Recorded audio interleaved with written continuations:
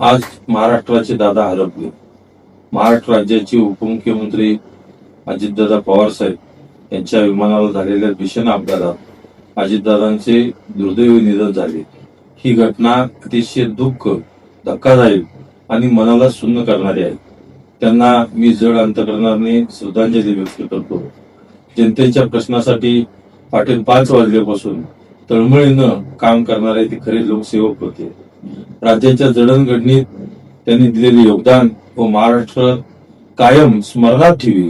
दादांचं अकाली जाणं हे त्यांच्या कुटुंबासाठी आणि संपूर्ण महाराष्ट्रासाठी आम्हा सर्वांनाच एक धक्कादायक आहे. प्रशासनावर जबरदस्त पकड आणि महाराष्ट्राच्या सर्वांगीण विकासाचा ध्यास असलेले धडाडीचे नेते अशी त्यांची ओळख होती.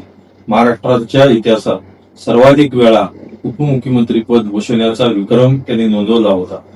त्यांनी महाराष्ट्राच्या राजकारणात आपली एक प्रभावी कार्यपद्धतीची छाप सोडली. त्यांच्या निर्णयाने महाराष्ट्राने एक कणखर, शिस्तबद्ध, वक्तशीर आणि कार्यतत्पर नेतृत्व गमावले आहे. ही पोकळी कधीही भरून निघणारी नाही. त्यांचे कुटुंब म्हणजे अख्खा महाराष्ट्र आहे. या दुःखातून सावरण्याचे बळ लावो हीच विठू रखुमाई व दामाजी पंतांच्या चरणी प्रार्थना.